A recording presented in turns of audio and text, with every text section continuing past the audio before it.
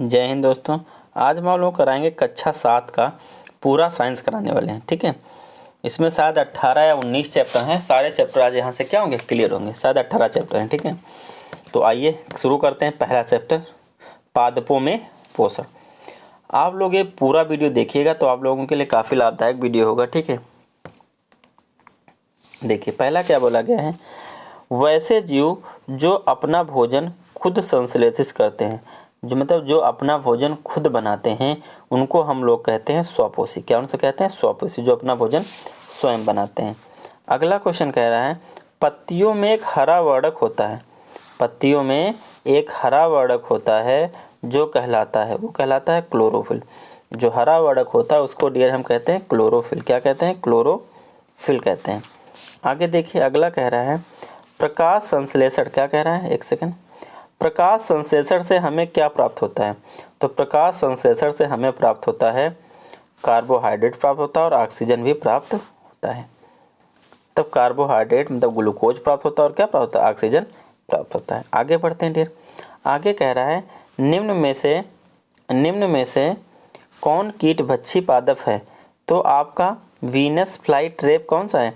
एक कीटभक्षी पौधा है। पौधे कीटभक्षी इसलिए हो जाते हैं क्योंकि उनमें नाइट्रोजन की कमी होती है, इसलिए क्या होते हैं? कीटभक्षी हो जाते हैं। अगला क्वेश्चन आपका है डियर, क्या है, कवक किस प्रकार के पोषण प्रणाली से पोषण करते हैं? कवक जो होते हैं तो क्या होता है? मृतजीवी पोषण, मतलब जो मरे हुए जीवों को क्या करते हैं? खाते हैं। ठीक है, आगे देखें। अगला बोला गया है, वायुमंडलीय नाइट्रोजन। वायुमंडलीय नाइट्रोजन को कुछ जीवाणु विलय पदार्थों में परिवर्तित कर देते हैं, उसे कहते हैं राइजोबियम। जितने भी दलहन वाले पौधे होते हैं उनमें ये पाया जाता है। ये वायुमंडल की नाइट्रोजन को मिट्टी में ला सकता है। ठीक है, क्योंकि मिट्टी को चाहिए नाइट्रेट, ये नाइट्रोजन को नाइट्रेट में चेंज कर लेता है। आगे क्या है, वह जीव जो प्राकृतिक रूप से उपलब्ध सरल कच्चे पदार्थ का उपयोग करके अपने लिए भोजन तैयार करते हैं, उन्हें क्या कहते हैं? स्वपोषी। क्या कहते हैं? स्वपोषी कहते हैं। अगला देखिए, अगला बोला गया है, निम्नलिखित में से किसकी अनुपस्थित में पत्तियों में प्रकाश संश्लेषण नहीं होता है? क्लोरोफिल की अनुपस्थित में पत्तियों में प्रकाश संश्लेषण नहीं होगा। नेक्स्ट क्वेश्चन डियर देखिए, क्वेश्चन नंबर 9, निम्नलिखित में से कौन सा कथन सही है? सभी हरे पौधे भोजन स्वयं बना सकते हैं। तो बिल्कुल सही, सारे हरे पौधे क्या कर सकते हैं? भोजन बना सकते हैं। देखिए यहाँ पे सारे ऑप्शन दिए गए, तो इनमें से आपको बताना है कौन सा सही है। तो पहला वाला तो बिल्कुल सही है आपका, पहला वाला तो बिल्कुल सही है, सभी हरे पौधे भोजन बना सकते हैं। अधिकांश जानवर स्वपोषित नहीं, बहुत सारे जो स्वपोषित नहीं होते हैं। प्रकाश संश्लेषण के लिए कार्बन डाइऑक्साइड की आवश्यकता नहीं होती, गलत होती है। प्रकाश संश्लेषण के दौरान ऑक्सीजन मुक्त होती, बिल्कुल सही। तो ऑप्शन पहला इसका क्या है? सही, क्योंकि पहला और चौथा क्या है? राइट है। नेक्स्ट बढ़ते हैं dear, question number 10। Question number 10 कह रहा है, पिचर प्लांट कीड़ों को फंसाता है क्योंकि ये इसलिए फंसाता है, पिचर प्लांट कीड़ों को किस लिए फंसाता है? क्योंकि क्या होते हैं? हेट्रोट्रॉफ होते हैं। क्या होते हैं? हेट्रोट्रॉफ नहीं, एक सेकंड, नहीं अभी तो बताया था। इस मिट्टी में उगता है जिनमें नाइट्रोजन की कमी होती है, इसलिए नाइट्रोजन की कमी को पूरा करने के लिए कीड़ों को फंसाता है और उनकी नाइट्रोजन को मतलब कीड़ों खा के अपने नाइट्रोजन की पूर्ति करता है। 11 नंबर देखिए, 11 नंबर कह रहा है, ईस्ट, मशरूम और ब्रेड मोल्ड में पोषण की विधि के लिए जिस विधि का प्रयोग किया जाता है वो कहलाता है सैप्रोफाइटिक। क्या कहलाता है? सैप्रोफाइटिक कहलाता है। सैप्रोफाइटिक अगर आप लोग जानते होंगे सैप्रोफाइटिक क्या होता है? सैप्रोफाइटिक मतलब होता है मृत परजीवी, मतलब वही जो मतलब इसको हम मृत परजीवी बोलते हैं। ठीक है, हिंदी में मतलब वही जो पहले वाले का दूसरे वाले का ऑप्शन था। ठीक, बस इसको थोड़ा इंग्लिश में लिख दिया। ठीक है, आगे अगला आपका 12 नंबर है। 12 नंबर का कहता है, जब हम किसी पत्ती की निचली सतह को आवर्धक लेंस से देखते हैं तो हमें उनके छोटे छोटे छिद्र दिखाई देते हैं। तो छोटे छोटे छिद्र दिखाई देते हैं। आगे क्या बोला है? ऐसे छिद्र को निम्नलिखित में से कौन सा शब्द दिया गया है आपको ये बताना है, तो उसको स्टोमेटा बोलते हैं। क्या बोलते हैं? स्टोमेटा बोलते हैं। नेक्स्ट क्वेश्चन आपका है 13 नंबर। दो जीव अच्छे मित्र हैं और एक साथ रहते हैं। एक आश्रय, पानी और पोषक तत्व प्रदान करता है, जबकि दूसरा भोजन तैयार करता है और प्रदान करता है। जीवों के ऐसे संघ को कहा जाता है, तो ऐसे सहजीवन कहते हैं। साथ साथ रह के अपना अपना काम कर लेते हैं आधा आधा, तो उन्हें को क्या बोला जाता है? सहजीवन बोला जाता है। क्वेश्चन नंबर 14 देखिए क्या है। प्रकाश संश्लेषण के लिए निम्नलिखित में से कौन सा कच्चा पदार्थ हवा में उपलब्ध है? प्रकाश संश्लेषण के लिए निम्नलिखित में से कौन सा कच्चा पदार्थ हवा में उपलब्ध होता है? तो कार्बन डाइऑक्साइड। कौन सा होता है? Carbon dioxide. नेक्स्ट बढ़ते हैं डियर, एक चैप्टर आपका समाप्त हो गया है, ठीक है। आगे देखिए अगला chapter, chapter number 2। Chapter number 2 dear है प्राणियों में पोषण। क्या है? प्राणियों में पोषण, चैप्टर 2। देखिए पहला क्वेश्चन क्या कह रहा है। जटिल खाद्य पदार्थों को सरल पदार्थों में परिवर्तित होना या टूटना पाचन कहलाता है। क्या कहलाता है? पाचन। पाचन तंत्र के सबसे अगले भाग को कहते हैं, जहाँ से पाचन शुरू होता है, ग्रास नली। क्या कहते हैं इसको? नहीं, मुख गुहिका। भाई खाना सबसे पहले कहाँ खाते हैं? मुख गुहिका में खाते हैं। आगे बढ़ते हैं डियर, आगे हमसे कह रहा है जीभ का कार्य निम्न में से क्या है? या बोलने में सहायक है, सही है। या भोजन में लार मिलाने का कार्य करता है, सही है। या स्वाद पता, भाई स्वाद तो पता ही लगाता है, तो इसमें सभी होंगे, इसलिए ऑप्शन 4 क्या है? राइट है। चौथा देखिए, चौथा हमसे कह रहा है क्षुद्रांश की आंतरिक भित्ति पर उंगली के समान उभरी हुई एक संरचना होती है, जिसे कहते हैं, जिसे हम क्या कहते हैं? तो दीर्घ रोम कहते हैं। क्या कहते हैं? दीर्घ रोम कहते हैं। आगे देखिए, मनुष्य के मुख में कितने प्रकार के दांत होते हैं? तो मनुष्य के मुख में 4 प्रकार के दांत होते हैं, कृदनक, कृंतक, ठीक है, प्रीमोलर और मोलर। ये 4 तरह के दांत होते हैं, ठीक है। आगे, भोजन के साथ आए जीवाणुओं को नष्ट आमाशय में किसकी सहायता से नष्ट किया जाता है? तो अम्ल, क्योंकि हमारे पेट में HCl बनता है। क्या बनता है? HCl बनता है, ठीक है। नेक्स्ट बढ़ते हैं डियर, हमारे पास है नीचे पहला और चौथे तक कुछ खाद्य पदार्थ दिए गए हैं। उबले हुए और मसले हुए आलू, तो उबल के उनको फोड़ दिया गया। ग्लूकोज घोल, ब्रेड का एक टुकड़ा और सरसों का तेल। आयोडीन के साथ परीक्षण करने पर उपरोक्त में से कौन नीला काला रख देगा? तो ये परीक्षण होता है कार्बोहाइड्रेट का। तो आलू में कार्बोहाइड्रेट पाया जाता है। आलू में क्या? कार्बोहाइड्रेट पाया जाता है, और ब्रेड में कार्बोहाइड्रेट पाया जाता है। तो पहला और तीसरा ऑप्शन इसका क्या होगा? राइट होगा। कौन सा? पहला और तीसरा, जिसमें हो वही राइट है। ऑप्शन सेकंड, पहला और तीसरा। आगे देखिए 8वां, निम्नलिखित में से दांतों का कौन सा जोड़ा संरचना में भिन्न है लेकिन कार्य में समान है? संरचना में भिन्न है लेकिन कार्य में क्या है? समान है। तो द्राढ़ और प्रीमोलर, मतलब मोलर और प्रीमोलर की बातें कर रहा है, ठीक है। आगे, नीचे दी गई शर्तों को ध्यान से पढ़ें। निम्नलिखित में से कौन सा सेट उन अंगों का सही संयोजन है जो कोई पाचन कार्य नहीं करते हैं? कोई पाचन कार्य नहीं करते।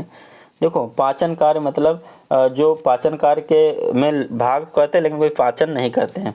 तो देखिए ग्रास नली कोई भी पाचन नहीं करती, बड़ी आंत केवल पानी सोख लेती, पाचन नहीं करती, मलाशय भी कोई पाचन नहीं करता। तो 9 का पहला ही तुम्हारा क्या है? राइट है। 10th देखिए, 10th कह रहा है निगला हुआ भोजन आहार नाल में नीचे की ओर किसके काट जाता है? किसके कहा जाता है? तो पेशी जीव द्वारा नहीं, भोजन के साथ लिया गया पानी नहीं, गुरुत्वाकर्षण खिंचाव नहीं, भोजन नली की दीवारों में मांसपेशियों का संकुचन होता है। तो 10th का ऑप्शन 4th क्या है? राइट है। आगे बढ़िए, पेट में मौजूद एसिड भोजन के साथ प्रवेश करने वाले हानिकारक जीवाणुओं को मारता है। पहला ही सही है, तो आगे क्यों पढ़ेंगे, ठीक है, क्योंकि इसमें वो दिए नहीं गया कि इनमें से एक दो ज़्यादा। आगे देखिए क्या कह रहा है। अमीबा की उंगली जैसी वृद्धि भोजन ग्रहण करने में मदद करती है। हालांकि मानव आंत की उंगली जैसी वृद्धि से मदद मिलती है। जैसे अमीबा की जो उंगली संरचना होती है उसको क्या भोजन करने में वृद्धि मिलती है, तो मानव आंत में जो होते हैं उसे तो उसको किस में सहायता मिलती है, तो पचे हुए भोजन को अवशोषित करने में इसकी सहायता करता है। आंसर नंबर आपका, क्वेश्चन नंबर मतलब 13 है। छोटी आंत के बिली के संदर्भ में निम्नलिखित कथनों को पढ़ना है। छोटी आंत की बिली के संबंध में निम्नलिखित को पढ़ना है। क्या बोला है? इनकी दीवारें बहुत पतली होती हैं, बिल्कुल सही है। इनकी सतह के करीब पतली और छोटी रक्त वाहिकाओं का नेटवर्क होता है, बिल्कुल सही। इनमें छोटे छोटे छिद्र होते नहीं। वह उंगली जैसे प्रक्षेपण हैं, बिल्कुल सही। तो इसमें पहला दूसरा चौथा, देखिए किसमें पहला दूसरा चौथा, देखिए ऑप्शन फर्स्ट ही है, यही इसलिए राइट है। नेक्स्ट बढ़ते हैं डियर। नेक्स्ट कह रहा है अमीबा के नकली पैर का उपयोग किया जाता है तो केवल चलने में, केवल भोजन पर कब्जा करने के लिए, भोजन और चलने में, और केवल गैसों का आदान प्रदान करने में, तो किसमें किया जाता है? तो ये किया जाता है भोजन और चलने पर कब्जा, दोनों का। ऑप्शन थर्ड क्या है? राइट है। आगे देखिए अगला बोला है लार में मौजूद एंजाइम परिवर्तित कर देता है वसा को फैटी एसिड में, स्टार्च को सरल शर्करा में क्या कर देता है? चेंज कर देता है। नेक्स्ट देखिए जुगाली करने मतलब जुगाली करने वाले जानवरों, क्या है? जुगाली करने वाले जानवरों के भोजन को जुगाली करने वाला नाम दिया गया है। देखो जुगाली का मतलब वो देखा होगा, जानवर लोग खाना खा लेते हैं, फिर जब बैठते हैं आराम से तो वो अंदर से खाना ला के उसको कच के चबाते हैं, फिर अंदर ले जाते हैं। तो निगला हुआ बिना पचा हुआ नहीं, निगल लिया और आंशिक रूप से पच गया है, आंशिक पच गया फिर उसको लाते हैं वापस और फिर चबाते हैं, ठीक है। आगे देखिए जुगाली करने वाले पोषण की प्रक्रिया का वर्णन करने वाले शब्दों का सही क्रम चुनें। तो सबसे पहले क्या होगा? निगलना, निगल लेते हैं, उनका आंशिक पाचन हो जाता है, फिर जुगाली करते हैं, जुगाली चबाते हैं तो कस के, और फिर पोट पाचन। ऑप्शन पहला ही क्या सही है। अगला क्वेश्चन देखिए, लास्ट क्वेश्चन है इसका, चैप्टर सेकंड का। क्या बोला गया है? सेलुलोज युक्त पदार्थ मनुष्य में रुक्षांश का अच्छा स्रोत है क्योंकि मनुष्य में सेलुलोज पाचन एंजाइम नहीं होते हैं। तो पहला ऑप्शन इसका भी क्या है? राइट है। नेक्स्ट बढ़ते हैं आपको chapter number third. Chapter number third देखिए क्या है? रेशों से कपड़े। चैप्टर नंबर थर्ड क्या है? रेशों से कपड़े। तो आइए इसको करते हैं। देखिए कितना समय हो गया? समय हो गया 13 मिनट में 2 चैप्टर हो गए हैं, ठीक है।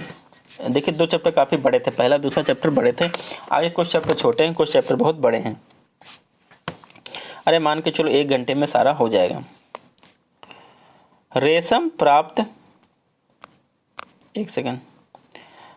प्राप्त करने के लिए रेशम के कीड़ों का पालन कहाँ किया जाता है? रेशम के पालन को कहा जाता है तो रेशम उत्पादन। क्या कहा जाएगा? रेशम उत्पादन। अगला बोला गया है डियर, निम्नलिखित में से कौन सा रेशम का एक प्रकार नहीं है? कौन सा एक रेशम का प्रकार नहीं है? शहतूत रेशम है, तासर रेशम है, मूंगा रेशम है, तो मोथ रेशम नहीं होता है, इसीलिए यही क्या सही, क्योंकि ये गलत है। अगले देखिए, पहली जानवर को मारे बिना प्राप्त पशु रेशे से बना एक उपहार खरीदना चाहती है तो निम्नलिखित में से कौन सा उसके लिए खरीदने के लिए उपहार है? ऊनी शाल, रेशम का दुपट्टा, पशु के फर की टोपी, चमड़े का जैकेट। तो उसके लिए क्या सही रहेगा? ऊनी की शाल ही सही रहेगा। रेशम का दुपट्टा, रेशम का कीड़ा मर जाता है उसके बाद निकलता है, ठीक है। रेशम का रेशा प्राप्त किया जाता है तो कोकून से। कहाँ से प्राप्त किया जाता है? कोकून से प्राप्त किया जाता है। ऊनी रेशा निम्नलिखित में से किससे प्राप्त नहीं होता है? देखिए ऊनी रेशा बकरी से प्राप्त होता है, लामा से प्राप्त होता है, अल्पाका से प्राप्त होता है, लेकिन मोथ से प्राप्त नहीं होता है। आगे, चयनात्मक प्रजनन एक प्रक्रिया है। चयन करके प्रजनन कराना। तो इस प्रक्रिया कैसी है? वंचित गुणों वाली संतानों का चयन करना, नहीं। वांछित गुणों वाले माता पिता का चयन, कैसे भेड़ बकरियां होती हैं तो क्या कि अच्छी भेड़ है, अच्छा वो है तो उनका संतान जो होगी क्या अच्छी होगी। तो ऑप्शन नंबर सेकंड इसका क्या है, सही है। 7वां, भेड़ के सेड, सेड मतलब बाल, 1 सेकंड डियर 1 सेकंड,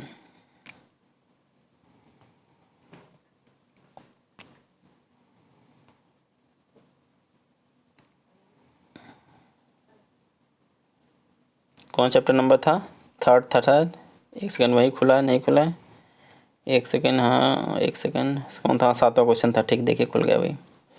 क्या बोला गया है, भेड़ के सेड कतरने में होने वाली सामान्य प्रक्रिया, भेड़ के सेड कतरने में होने वाली सामान्य प्रक्रिया ऊन हटाना।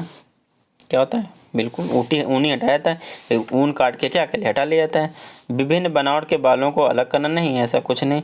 चर्बी हटाने के लिए नहीं, क्या केवल ऊन हटाया जाता है ऊन प्रक्रिया में। आगे क्या है आपका, रेशम उत्पादन शब्द का प्रयोग किसके लिए किया गया है, तो रेशम के कीट का पालन या बैक्टीरियल कल्चर, रेशम के धागे से रेशम कपड़ा बनाना। तो रेशम उत्पादन में बस ये होता है कि रेशम के कीट को पालना, कपड़ा बनाना तो मार्केट उसमें आ जाएगा, ठीक है, टेक्सटाइल का काम है, ठीक है।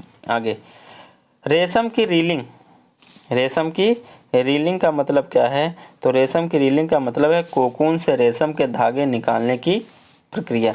ऑप्शन 4 राइट होगा। अगला देखिए 10 नंबर क्या कह रहा है, रेशम के कीड़े किससे बने रेशे का स्राव करते हैं, तो प्रोटीन से, किससे, प्रोटीन से।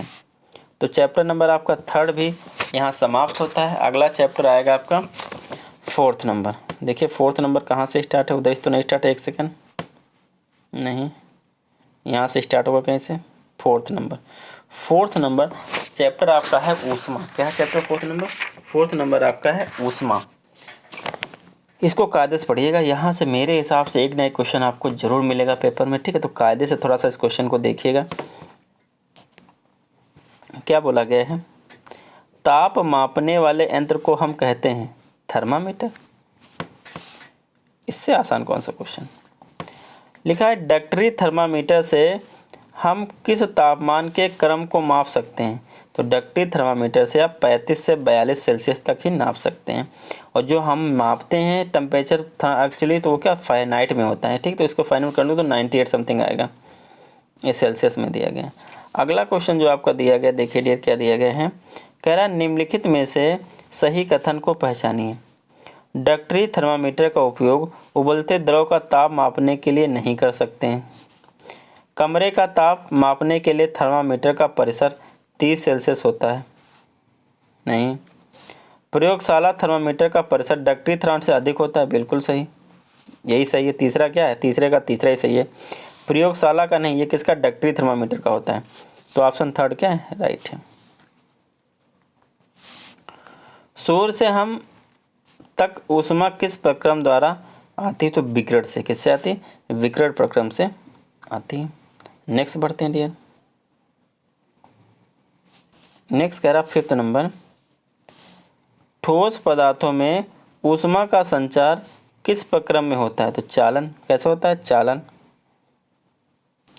वैसे पदार्थ जिसमें ऊष्मा को अपने से होकर गुजरने देती है उसे कहते हैं सुचालक। क्या कहते हैं, सुचालक कहते हैं। आगे देखिए, सर्दियों की सुबह संगमरमर की टाइल लकड़ी की टाइल की तुलना में ठंडी महसूस होंगी, क्योंकि संगमरमर की टाइल क्या है, संगमरमर की टाइल क्या है, लकड़ी की टाइल की तुलना में गर्मी का बेहतर संवाहक है। तो पहले इसका क्या है, राइट है।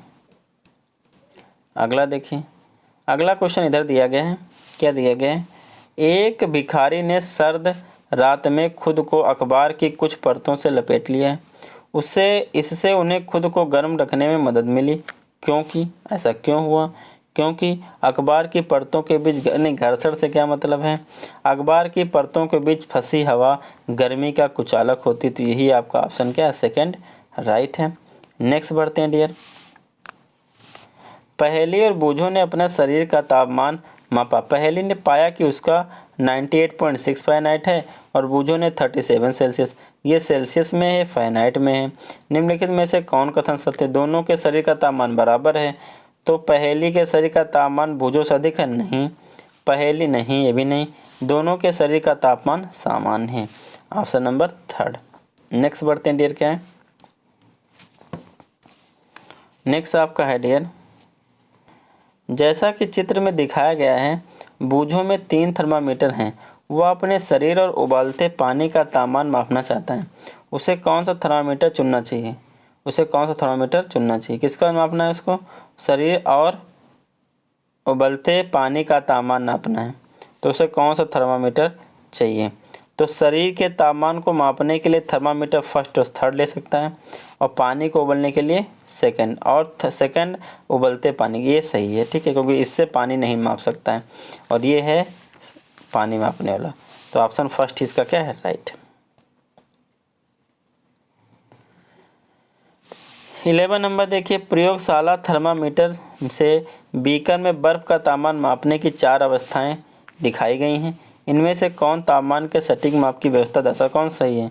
तो देखिए, हमको सबसे पहले क्या करना है, ये है, ये देखिए इसमें तली को टच नहीं किया, इसने तली को टच करा दिया है, तो ये वाला सही है। ऑप्शन फर्स्ट इसका क्या है? राइट है। 2 आगे के ऑप्शन सही क्यों नहीं? क्योंकि इसने टच ही नहीं कराया, देखो, और इसने चुपचाप तिरछा रख दिया है, ये तो बिल्कुल गलत है, ठीक है। आगे देखिए, अगला कह रहा है, देखिए अगला कह रहा है, चित्र में एक छात्र को डॉक्टर का थर्मामीटर पढ़ते हुए दिखाया गया है। कौन सा चित्र तापमान पढ़ने का सही विधि? ये है, ऐसे पढ़ोगे कि ऐसे पढ़ोगे कि ऐसे पढ़ोगे कि ऐसे? तो सबसे अच्छा पढ़ने का तरीका इसका पहला वाला है, ऐसे ध्यान से पढ़ना है आपको। अगला देखिए, यहाँ पे फिगर में क्या किया गया, समझिएगा आप मेरी बात। इसमें क्या है, चित्र 1 से 4 अलग अलग थर्मामीटरों पर रीडिंग दिखाता है। बताइए कि कौन सी रीडिंग मानव शरीर के तापमान को दर्शाती है। तो इसमें रीडिंग कहीं दिखाई नहीं गई है, बस चारों थर्मामीटर क्या कर दिए, बना दिए गए। देखो, हो सकता है ये जो वाइट पेज है ना, हो सकता है जब इसको कलर में किया गया तो वहाँ पे कुछ दिखाया गया होगा। ये क्वेश्चन में क्या कर सकते हो, रीडिंग दिखाई नहीं गई तो इस क्वेश्चन को आप स्किप कर सकते हो, ठीक है। अगला देखिए, चैप्टर 5 देखिए, आ जाते हैं। चैप्टर 5 में क्या है, आम्ल, क्षार और लवण। चैप्टर 5 आपका डियर है आम्ल, क्षार और लवण। तो इसमें भी काफ़ी आपके क्वेश्चन होंगे मेरे हिसाब से, देखते हैं कितने हैं। चलिए, चैप्टर 4 कितनी देर में हो गया आपके? 22 मिनट में।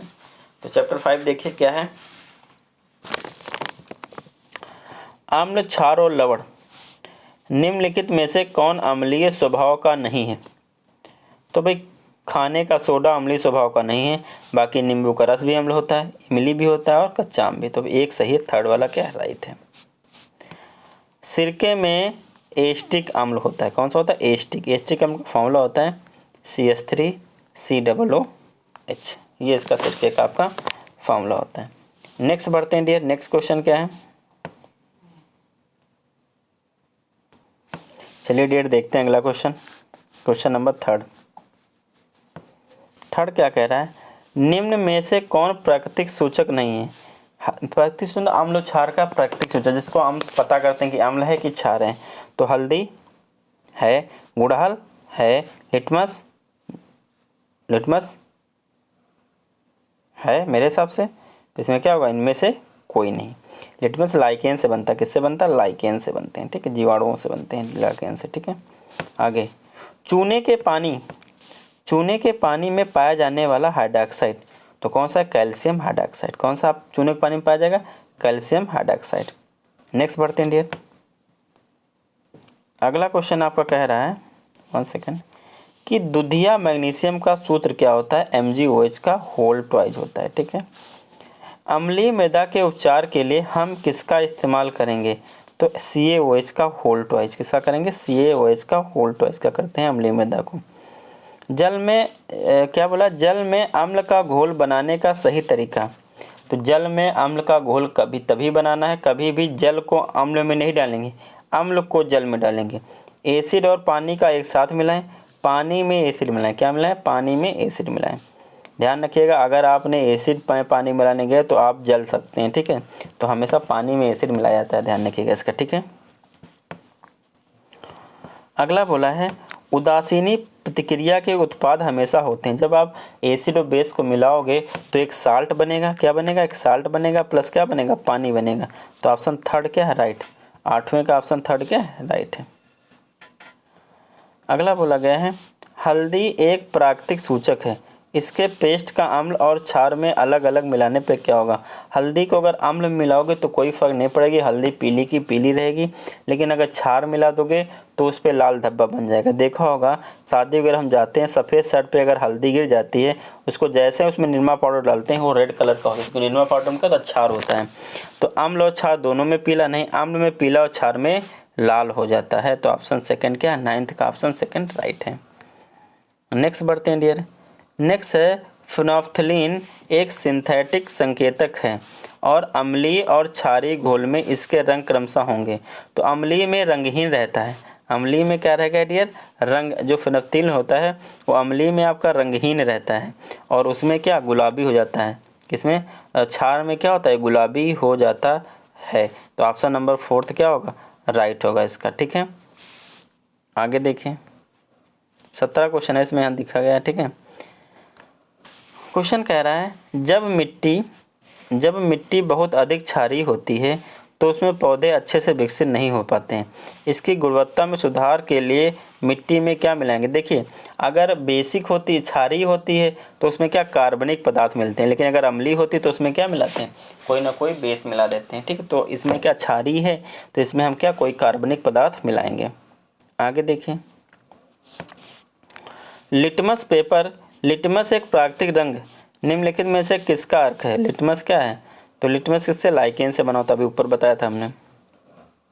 आगे उदासीनीकरण प्रतिक्रिया क्या है, उदासीनीकरण किसका एग्जाम्पल है। तो उदासीनीकरण एक भौतिक है, नहीं भौतिक परिवर्तन हो ही नहीं सकता है। रासायनिक परिवर्तन है जिसे उल्टा नहीं किया जा सकता है, ठीक है। एक बार अगर बना लिया नमक और पानी तो दोबारा वो एसिड नहीं बना सकते हो, ठीक है। आगे देखिए अगला आपका है 14 नंबर, एक घोल हल्दी सूचक के रंग को पीले से लाल कर देता है तो ये क्या क्षारीय होगा, क्योंकि अगर अम्ल होता तो इस पर कोई फर्क नहीं पड़ता, ठीक है। अगला देखिए अगला बोला है निम्नलिखित में से किस पदार्थ के समूह में अम्ल होते हैं। तो अंगूर, नींबू पानी इसमें है दो, लेकिन कभी कभी क्या होता है अंगूर पक जाते हैं तो उसमें आपका अम्ल नहीं रहता है। तो इसका सही वाला ऑप्शन क्या है आपका, कि जिसमें अम्ल हैं, तो इसमें देखिए 2 ऑप्शन थे इसलिए हम इसको सही मानेंगे, दही और सिरका। दही में भी अम्ल होता है, सिरके में भी क्या होता है, अम्ल होता है। अगला क्या बोला गया है, रंगहीन विलयन में फिनोल्फ्थलीन सूचक मिलाने पर कोई परिवर्तन नहीं देखा जाता है। तो अगर कोई परिवर्तन नहीं है तो हो सकता हो अम्ल हो या उदासीन भी हो सकता है, तो या तो अम्ल या फिर उदासीन। 16 का ऑप्शन थर्ड होगा। अगला देखिए क्वेश्चन नंबर, उदासीन का मतलब ना तो एसिड हो ना बेस हो, ना अम्ल हो ना क्षार हो। निम्नलिखित में से कौन सा अम्ल क्षार सूचक है। तो सिरका तो नहीं, नींबू पानी क्या, हल्दी है, क्या हल्दी है। 17 का ऑप्शन थर्ड। तो डियर ये आपके 5 चैप्टर भी समाप्त हैं। छठे चैप्टर की ओर बढ़ते हैं। छठा चैप्टर आपका क्या है, एक सेकंड, ये है भौतिक और रासायनिक परिवर्तन। छठा चैप्टर क्या है, भौतिक एवं रासायनिक परिवर्तन। भौतिक परिवर्तन वही होते हैं जिनको एक रूप से बदल गया, जैसे पानी को बर्फ़ जमाना, बर्फ़ से पानी बन गया है तो पानी से बर्फ़ बन गई तो बर्फ़ से फिर पानी बन जाएगा, तो ऐसे भौतिक होते हैं। लेकिन अगर आप मोमबत्ती को जला दो तो कौन सा हो जाएगा, रासायनिक हो जाएगा। मोमबत्ती का पिघलना भौतिक है, जलना रासायनिक है, ठीक है। मतलब अगर इधर से गए इधर और इधर वापस फिर आ सकते हो तो भौतिक, लेकिन गए लेकिन आ नहीं सकते तो रासायनिक, ठीक है। जब दूध से दही बनना कौन सा परिवर्तन, रासायनिक परिवर्तन है, ठीक है। तो देखिए छठा चैप्टर शुरू करते हैं, देर नहीं करते हैं छठे चैप्टर को, ठीक है। क्या कहते हैं, पहला क्वेश्चन देखिए, रासायनिक परिवर्तन में निम्न में से कौन सी घटनाएं हो सकती हैं। तो रासायनिक परिवर्तन में रंग परिवर्तन भी हो सकता है, किसी गैस का गैस भी बन सकती है, ऊष्मा का उत्सर्जन भी हो सकता है, इनमें से सभी। तो ऑप्शन 4 ही क्या है, राइट है डियर। कौन सा राइट है, ऑप्शन 4 पहले का। आगे देखिए दूसरा क्वेश्चन, निम्न में से कौन भौतिक परिवर्तन नहीं है। पानी का जमना भौतिक है, मोम का पिघलना है, लेकिन कागज़ का जलना नहीं है। एक बार कागज़ जल गया फिर आप उसको दोबारा कागज़ नहीं बना पाओगे। पानी में चीनी घुलना है। अगला देखिए, तीसरा, निम्न में से कौन रासायनिक परिवर्तन नहीं है? धातु में जंग लगना है, चांदी खराब होना है, कागज़ जलना है, लेकिन पानी उबलना नहीं है। पानी उबल गया फिर ठंडा हो जाएगा। ऑप्शन फोर्थ क्या है? राइट है। फोर्थ देखिए डियर क्या है। फोर्थ कह रहा है लोहे को जंग लगने से बचाने के उपाय हैं।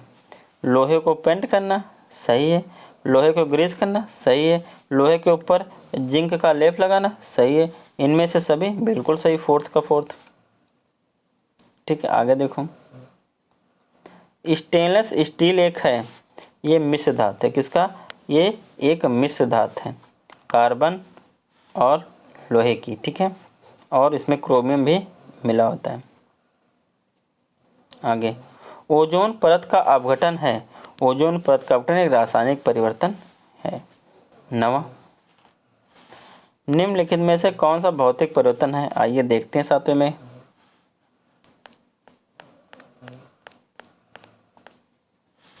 लोहे पे जंग लगना नहीं, भौतिक नहीं है। मैग्नीशियम रिबन का दहन, ये भी नहीं है। मोमबत्ती का जलना, ये भी नहीं। मोमबत्ती का पिघलना एक भौतिक है।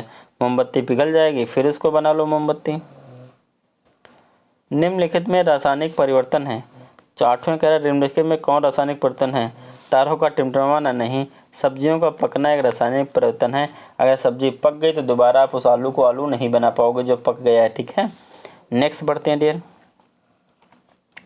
नेक्स्ट कह रहा है रासायनिक परिवर्तन में शामिल हो सकते हैं केवल रंग परिवर्तन नहीं, केवल तापमान परिवर्तन नहीं, केवल गैस का विकास नहीं, उपरोक्त में से कोई एक या सभी। तो हाँ, यही ऑप्शन फोर्थ है। क्या है? सही है।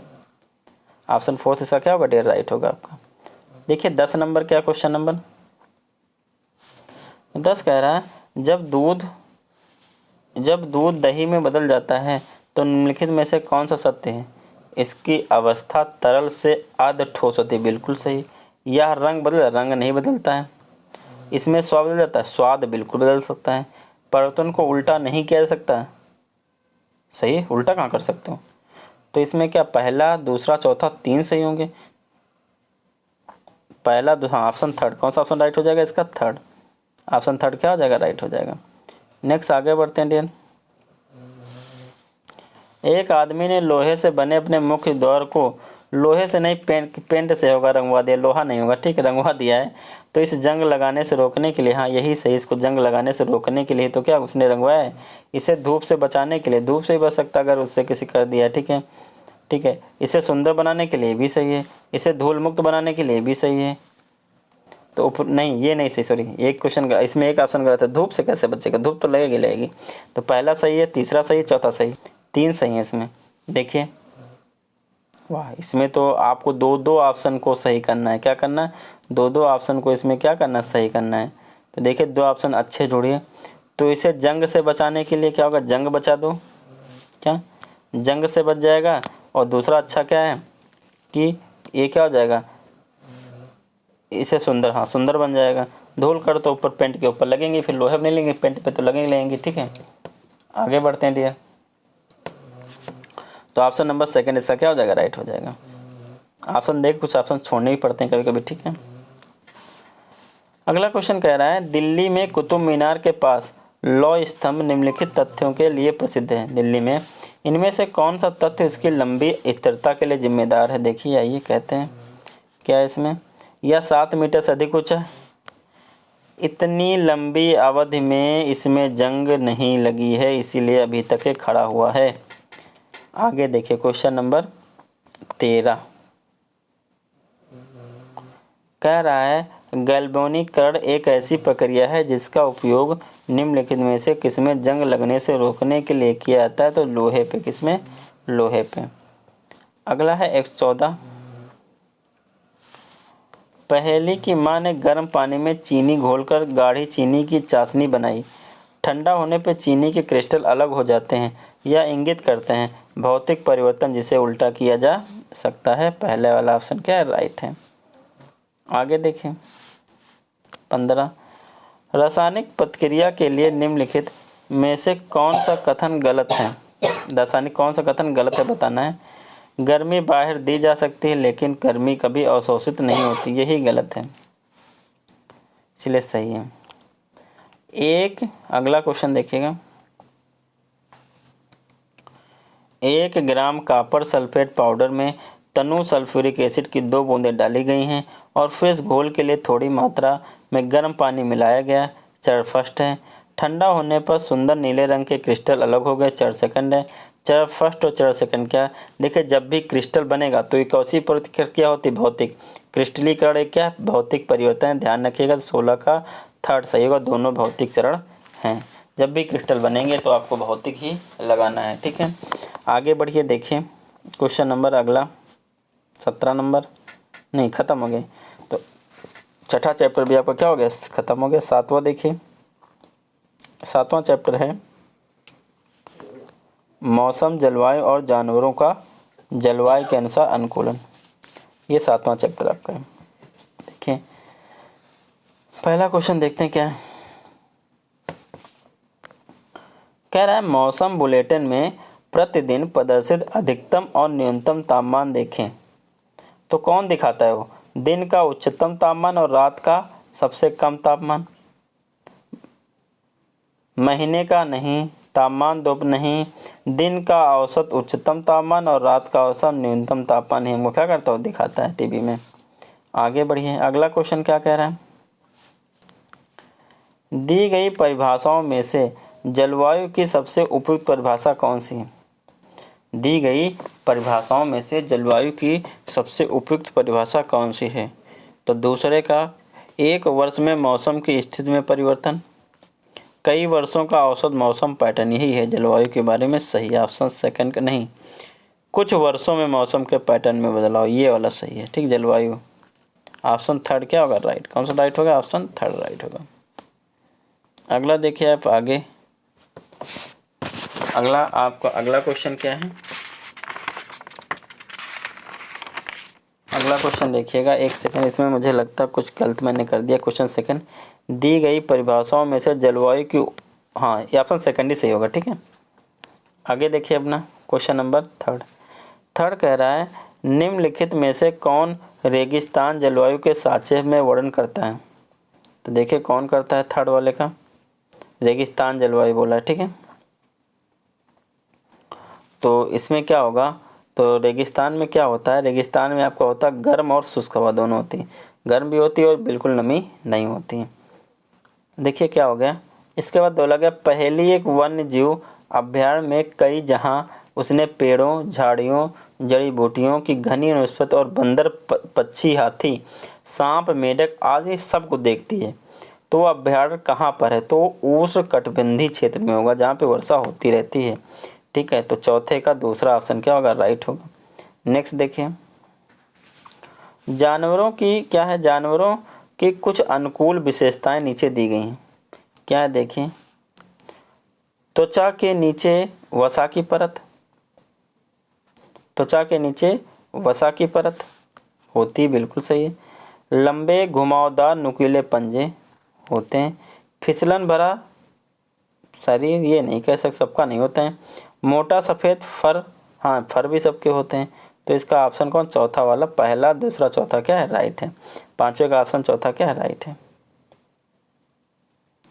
आगे बोला गया है पेंगुइन के लिए निम्नलिखित में से कौन सा कथन गलत है?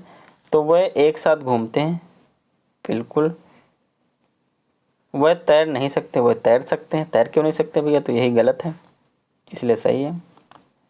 आगे देखिए, अगला बोला गया है उष्णकटिबंधीय वर्षा वनों की निम्नलिखित पर्यावरण स्थिति पढ़ें। गर्म और आर्द्र जलवायु, दिन और रात का असमान लंबाई, प्रचुर मात्रा में वर्षा होना, यही आपका सबसे अच्छा हिस्सा है, यही आपका सही है।